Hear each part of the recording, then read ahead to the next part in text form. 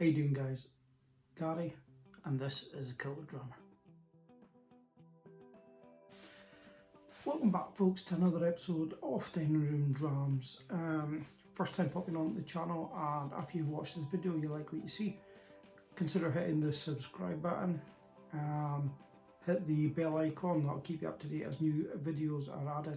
And if you want to help us to grow the channel, please give us a wee thumbs up or a wee like to the video. And as I said, with the algorithms etc that YouTube use, that'll help us to grow the channel and move us forward. Okay, so tonight I've decided to do is grab one of the samples that I've got here that were recently used in what's called a tweet tasting.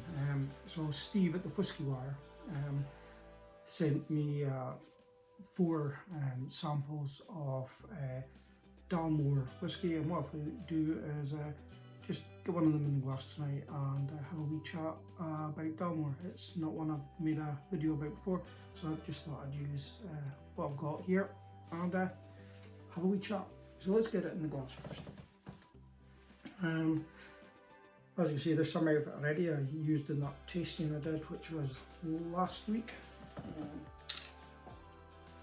Just get it in there.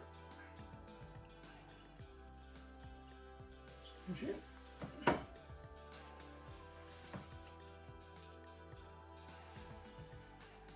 Keep hold of the ball. So as I said, what I do, this is Dalmore whiskey. Dalmore's a name that comes up a lot in whiskey. It's seen quite a bit as almost a bit of a prestigious whiskey. It's just a name it's got really, and I think a lot of it comes from the name and the way they present the whiskey, the bottles in themselves. You'll see them, they're quite well shaped bottles and they have a nice big silver stag sort of almost embossed onto the bottle, and it just gives it that almost, I don't know, sort of glamorous look almost within the bottling themselves. Dalmore as a distillery sometimes takes a bit of knocking for their actual presentation of the expressions on the whiskey. A lot of people talk about whiskey, they talk about the natural colour or the chill filtering and non-chill filtering, and whether that makes good whiskey or bad whiskey. Within Dalmore has a bit of a reputation or a knocking from a lot of people because they tend to add colour to whiskey. For those of you who are a little bit unfamiliar with the adding of colour into whiskey,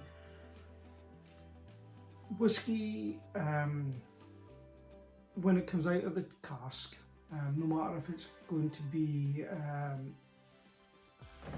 what comes across as being a single malt. Single malt doesn't mean that it's come from a single cask. Single malt means it's come from a single distillery. But within that distillery, they may take whiskey from several different casks. They'll marry those casks together to produce the single malt they want to put on the shelves for sale. And when they're marrying it together, they have a flavour profile that they want to produce, and they get that flavour profile. But what can happen is when they're taking this bits from these numerous different casks and putting it together, the flavour profile each time may come across the same, but because of the maturation process within casks, different casks, the colour of the whiskey can sometimes be slightly different. And what a lot of people say is, as a consumer, when we look at the whiskey on the shelves, if the whiskey doesn't look the same as that bottle that you bought a month ago, it can be off-putting. So to make that consumer feel better about the bottle of whiskey that they're buying, some whiskey producers will add slight colouring. It's caramel colouring, E150 is its sort of chemical name or technical name, however you want to come across with that. And they will add slight colour to the whiskey to bring each batch to the same cosmetic looking colour. Try to come across here as nice as I can about it. So there you go. It doesn't affect the flavour, so they say it just affects the colouring of the whisky. So we've got that one out of the way. So if you ever hear about the knocking of Dalmore whisky, it is about the addition of colour to their whisky. And for those of you maybe abroad and are just wondering about this, under Scottish whisky regulations, distillers are legally allowed to add colouring to their whisky. So there's, they're within the rules, the laws of whisky producing in Scotland to actually do that. There's no issue there. So we've got this one in the glass. Now the one that I've poured, I got sent 4 samples. Now this one is quite a popular one. This is the Cigar Malt Reserve. Now there's been, off the top of my head, 2 versions of this. The first one was discontinued a couple of years ago, and this is the newer version of it. It is said to be a whisky produced that would complement the smoking of a fine cigar. So if you're a cigar smoker out there, this whisky is supposed to accompany that. There's several distilleries are producing versions of cigar malts. Now this particular one, the Dalmore one, it has been matured in ex-bourbon casks.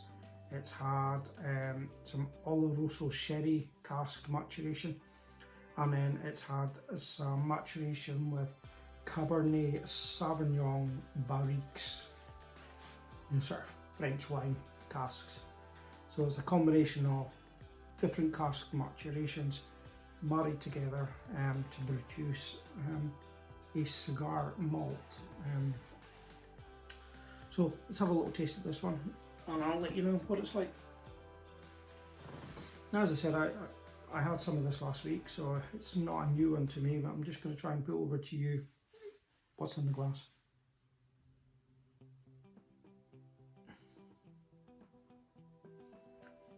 There's a nice warmth to it, a sweet warmth.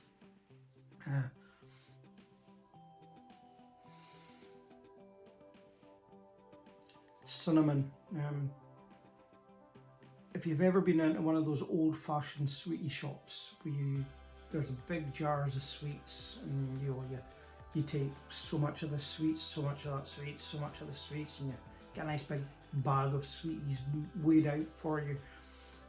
You get a sweet that's called a cinnamon chew. It's a wee little sort of round, almost pinky brown sweetie. That's what it hits me off there. It's cinnamon chews. When you first put it in your mouth, there's a hardness, but eventually it goes soft and chewy like toffee sweetie, and it's a lovely cinnamon warmth to it, with a fantastic vanilla essence in the background. It's almost like a sort of creme brulee. Creme brulee, technically, I believe, should be served cold, but when you first get a creme brulee, if you're making them at home or something, and you stick it under there to toast the top of it with that brown sugar on top, it's like a warm creme brulee feeling in the vanilla. And then there's lovely hints of the sherry from the Oloroso, I think, probably coming through on that, so it's a nice fruity smell there. Very appealing, very appetizing.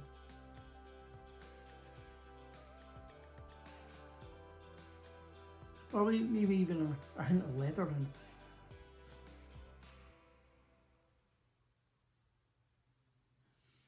Give it a wee taste.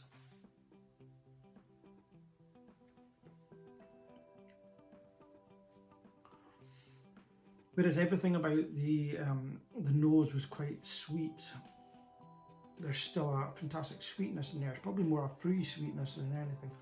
There's almost an earthiness coming through in it. And maybe said on the nose there was a slight leatherness. Yeah, you can.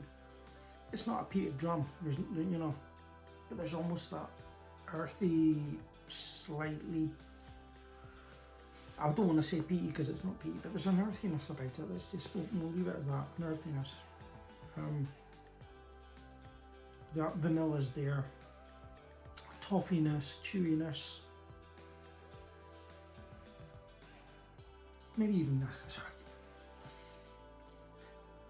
when you've got that creme brulee and it's nice and hot and warm, you've got the brown sugar melting over it, and just grab some double cream, pour that over the top as well, because that's coming over at me. There's cream in there as well.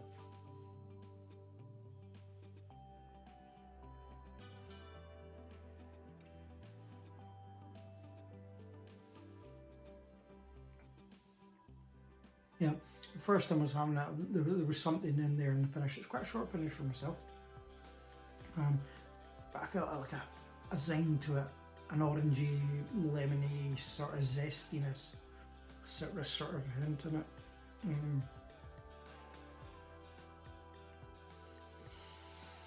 And then just as it finishes, there's a slight spicy zing. You know, I can't quite put my thing in it. Maybe it's something like a hoisin sauce or something like that. Just a wee zing spiciness at the back of the finish there. Like I said, I had it last week. I enjoyed it last week. I've had it tonight, and I'm enjoying it again tonight. You know, maybe I should go and crack on with a cigar and sit back, put my feet up.